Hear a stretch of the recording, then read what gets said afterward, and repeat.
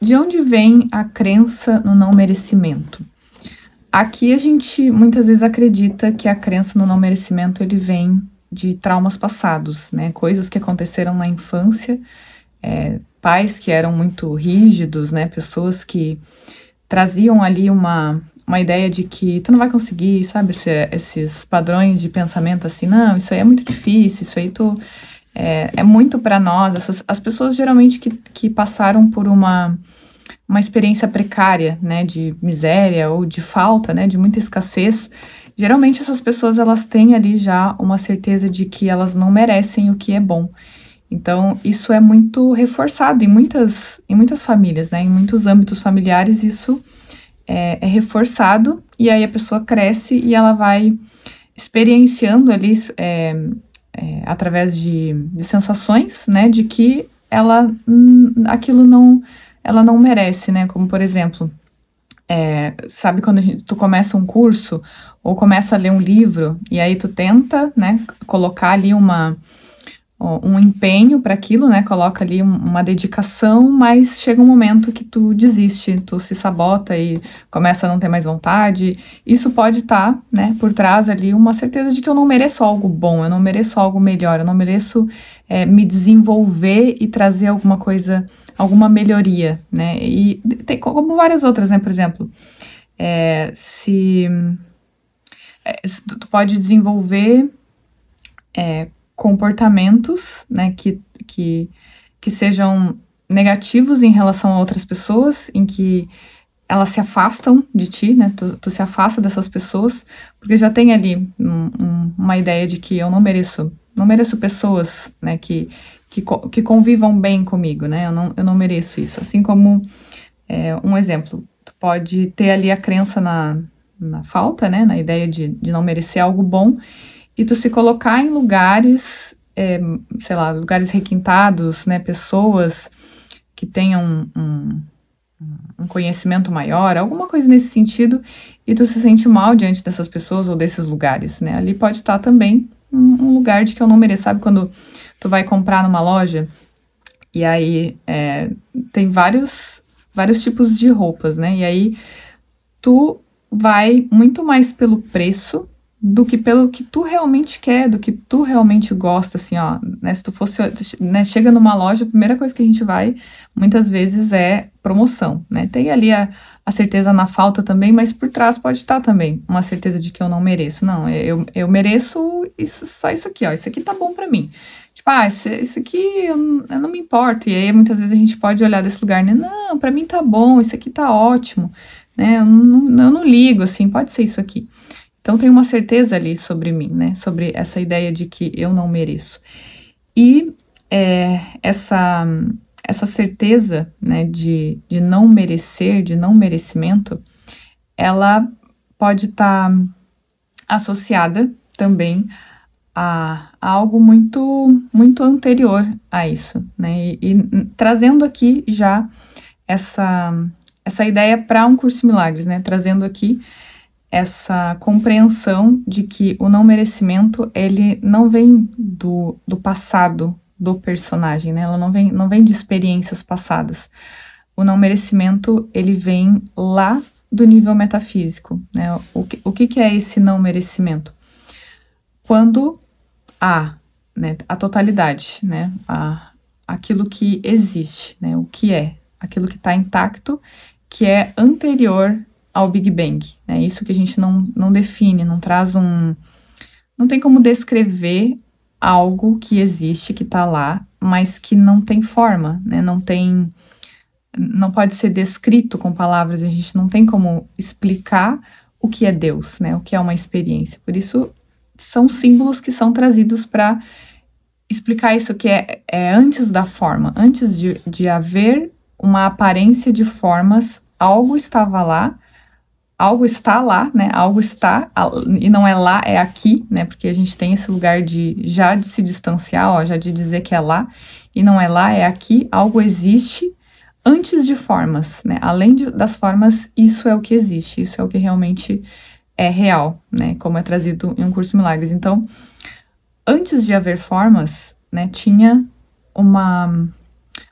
houve uma ideia de haver algo à parte, né? Houve uma noção de que poderia se estender, né? Isso que se estende de Deus, que é chamado de Cristo, ou extensão, ou o Filho de Deus, né? Isso que se estende tem uma ideia de continuar se estendendo sem Deus. Só que, como que há algo que se estende dentro de o que é tudo, como que isso vai estar fora, né? Quando, sei lá, a gente pensa num mar, e aí pensa que uma gota vai pular desse mar e essa gota vai tentar não ser o mar, se ela faz parte do mar. Então, não tem como. Então, disso, né, tem uma ideia que é sem significado, ela não aconteceu, nada aconteceu, porque não tem como acontecer. Só que, como essa mente, ela tem poder, né, a mente do Filho de Deus tem o mesmo poder de criação, isso gera um efeito que a gente chama de pensamento de separação. Esse efeito, ele, por surgir ali, né, como uma ideia, como algo que se vê, como se tivesse assim, ó, surgiu uma coisa, e ela se vê como algo. É como se esse pensamento simplesmente dissesse, eu sou, né, algo aqui. Né? Ele se questiona, em primeiro lugar, o que sou eu, e aí isso que responde se o que sou eu é uma consciência. Então, essa consciência, ela se torna uma consciência de separação, né? Uma consciência de existir fora de Deus agora. Essa consciência, ela interpreta que ela fez algo de errado, né? Que ocorreu um erro, algo foi denegrido, nem sei, eu acho que existe essa palavra. Houve um ataque, né? Algo atacou aquela outra parte. Então, eu sou culpado. Então, é como se essa consciência, ela interpretasse que ela não merece mais a totalidade. Ela não merece se reconhecer novamente em Deus, porque ela fez algo de errado. É como se ela tivesse atestado que realmente se separou. Só que isso não aconteceu. Só que como há a interpretação de que isso aconteceu, essa forma de resolver, né, é o que é a culpa, né? A forma de resolver isso é fazendo uma outra ideia de vida, né? Por isso ela tem agora uma autoria da vida, se pensa a vida. E se pensa a vida agora através de tudo isso que surgiu, disso que não tem forma, se fez uma ideia de haver formas. Então, toda a representação a partir do Big Bang é uma representação de vida, né? Onde a consciência pensa agora que existe, ela pensa que a existência dela está nas imagens. Então, essa consciência, ela se divide em partes, né? Em partes dela mesma. Então, essas partes adquirem ali, essas partes se dividem em autoconceitos, e esses autoconceitos se dividem em crenças. Então, eles adquirem crenças. Então, essas crenças em que a gente pensa aqui, né, que tem, eu não mereço, eu sou sem valor, eu sou inferior, eu sou rejeitável, essas crenças, elas são só uma forma dessa consciência manter a identificação dela agora com esses corpos aqui, porque enquanto a gente fica aqui, ó, reencenando crenças, né, essas, eu não mereço, eu tenho esses comportamentos aqui de, né, eu vou numa loja e eu vejo que eu não posso comprar isso porque eu não mereço. O que tá acontecendo ali, né? O tempo todo eu tô dizendo que eu sou esse corpo aqui, ó, pra eu não merecer alguma coisa, né, pra ter alguém aqui pra não merecer, tem que ter um corpo aqui. E da mesma forma, tanto isso tem que ser usado pro perdão, né, pra lembrar essa consciência que ela não existe através dessa imagem aqui, assim como uma ideia de merecer também, né, é como se fosse assim, tanto o que é aparentemente negativo, quanto o que é aparentemente positivo, tem que ser visto como uma ilusão. A abundância, né, essa ideia de merecer, o merecer é simplesmente ser, né, simplesmente eu sou, isso é o que eu mereço porque é o que eu sou, porque não tem como ser diferente. Então, aqui no mundo, tudo vai servir como essa ferramenta de perdão, de lembrar a consciência qual é o único propósito dela aqui.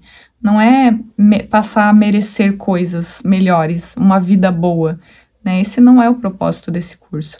Sim, as coisas, como as crenças vão mudar, né? Eu vou parar de me ver não merecedor, sem valor, inferior, como isso vai mudar, por retirar a identificação com isso, através dessa observação, sim, coisas mudam também na forma, né? Mas esse não é o objetivo do curso, né? O objetivo do curso é o autorreconhecimento, né? É aqui trazer a lembrança de Deus. E uma das coisas que eu queria trazer aqui é essa ideia de não merecer, no sentido de um passado, né? Como se fosse assim, ó. Eu pegar o passado do personagem, de coisas que eu já fiz, né? Agora trazendo para a metafísica de um curso de milagres mesmo, né? Quando a gente chega aqui, muitas vezes a gente pode olhar para esse passado e pensar assim, eu não posso aceitar ser a criação de Deus, porque, sei lá, eu já me vinguei muito das pessoas, ou eu já cometi algum tipo de crime, né, das pessoas que já cometeram crime, sei lá, ou, sei lá, eu já fiz coisas que eu julgo como atrocidades passadas, com pessoas, situações e etc. Então eu chego na metafísica de um curso de milagres, e aí, né, a gente chega com esse conteúdo e traz assim, ó, tu é a própria criação de Deus, tu é o Filho de Deus, tu é esse tudo, né, junto com Deus.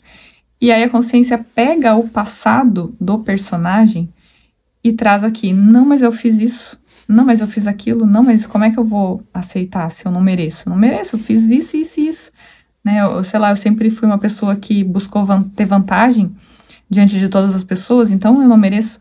Só que de onde vem isso, né? Isso vem de todos os autoconceitos estão fazendo a mesma coisa, né? Então, enquanto a consciência está ali não desperta, né? Ela está dormindo, ela está fazendo a mesma coisa. Não tem ninguém que não esteja pensando só em si próprio, nos seus benefícios, nas suas vantagens.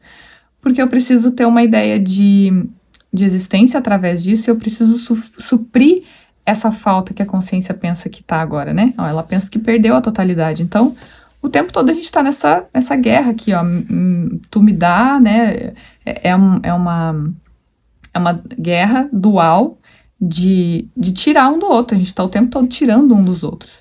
Então, essa ideia de trazer o passado do personagem para esse instante aqui, presente, é algo que pode sabotar esse percurso, né? E tem uma parte no livro que Jesus traz sobre isso, e ele fala assim, ó, a declaração "a mim pertence a vingança", diz o Senhor, é uma percepção errada, através da qual a pessoa atribui o seu próprio passado mal a Deus. O passado mal tá entre uns negocinhos que eu não sei o que é isso, mas é um negócio assim. O passado mal nada tem a ver com Deus. Ele não o criou e não o mantém. Deus não acredita em retribuir o mal com o mal. A mente dele não cria deste modo. Ele não guarda os teus feitos maus contra ti. É provável que os tivesse guardado contra mim? Então, aqui Jesus ele fala, né? Ele não guarda os teus feitos maus contra ti. Por quê? Porque Deus não vê as ilusões, né? Deus não sabe de ilusões. Ele simplesmente continua sendo o que ele é, e essa mente que se pensa separada é que tem que relembrar que nunca deixou de ser como Deus. Então, essa ideia de vingança, né? De que, um Deus vingativo aqui, porque eu fiz pecados, eu cometi pecados, e agora é por isso que eu, sei lá, recebo essas consequências aqui na forma, né? Porque é a vingança de Deus. Isso é uma crença religiosa, né? E isso é só mais uma interpretação. É a própria consciência que está se definindo separada, então ela adquire crenças nisso, né? Ela se acredita culpada, se acredita errada, então ela simplesmente pensa que merece punição. E é isso que a gente fica reencenando aqui através dessas crenças, né? Eu acredito que eu mereço punição, então é isso que retorna para mim.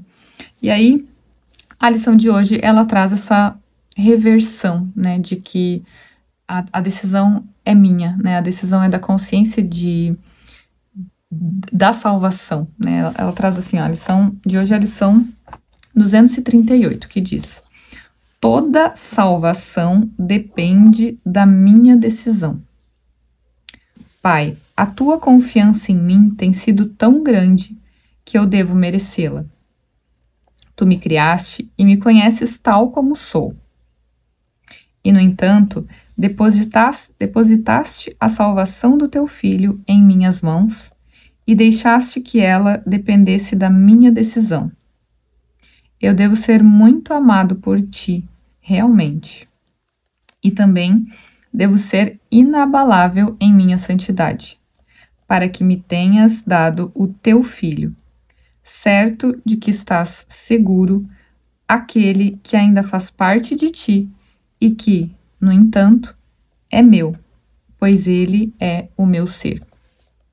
E assim, mais uma vez hoje, fazemos uma pausa para pensar no quanto o nosso Pai nos ama e quão caro o seu Filho, criado pelo seu amor, continua sendo para aquele cujo amor se completa nele.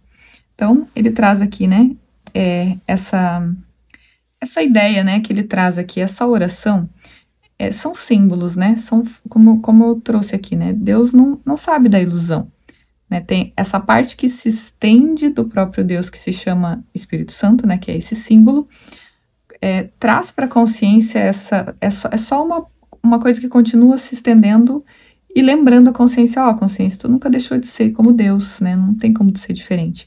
Só que a consciência, ela precisa trocar a crença dela, né, ela precisa trocar a decisão de acreditar que ela se transformou numa outra coisa, né, que eu aqui virei uma identidade, uma personalidade, um autoconceito. Eu preciso retirar o investimento nessas crenças para que haja esse auto-reconhecimento, porque enquanto a percepção está invertida, né, invertida e de cabeça para baixo, eu continuo pensando que eu sou uma pessoa fazendo coisas. Então, quando ele traz aqui, toda decisão depende da minha decisão, sou eu que coloco a confiança nisso, né? Eu passo a confiar naquilo que eu sou e não no que as crenças me dizem que eu sou, né? E não nas vozes, né? E não nas percepções que eu tenho sobre mim mesmo. Então, mudando o que eu penso sobre mim, assim eu mudo o que eu vejo, né? Consequentemente, quando eu paro, por exemplo, de me ver de dentro de crenças, né, de rejeição, de inferioridade, eu paro de me ver errado, eu paro de me ver como se eu fosse inadequado, automaticamente eu paro de projetar isso para fora, porque o que sustenta a ilusão aqui é a projeção. Então, eu paro de ver também o outro lá, eu paro de tanto atacar no sentido de percebê-lo como algo que existe a parte de mim. Então, é assim que se dá a salvação, né? Quando a consciência aceita que ela é Deus e deixa de se identificar com partes separadas. E aí isso é um treinamento, né? Isso é uma coisa que a consciência ela precisa investir a atenção, né, às suas percepções, voltar o foco para si, né? A autoobservação aqui ela precisa ser constante, né? Para que essa experiência aconteça, eu preciso observar o que eu estou pensando, né? Esse barulho mental, para ver a consciência ali, crenças, são só crenças dialogando, e se eu não me ligo a essas crenças, se eu não me uno a elas, então eu sou aquele que simplesmente não é elas, né? Se eu sou capaz de notar pensamentos, de notar sensações, eu sou capaz de notar experiências, eu sou capaz de notar esse corpo. Então, isso que nota é o que eu sou, é o que está antes de tudo isso, é o que a gente chama de observador. Então, se tem algo que nota, então isso que está sendo notado já não sou eu, já não é o que eu sou. O pensador não se transformou no pensamento. Então, é essa distinção que a gente tem que fazer, né, a cada instante, para que haja realmente a experiência do curso, né? Então, esse é o convite desse vídeo de hoje, para a gente se colocar à disponibilidade disso. E a gente se vê num próximo encontro. Beijo, tchau!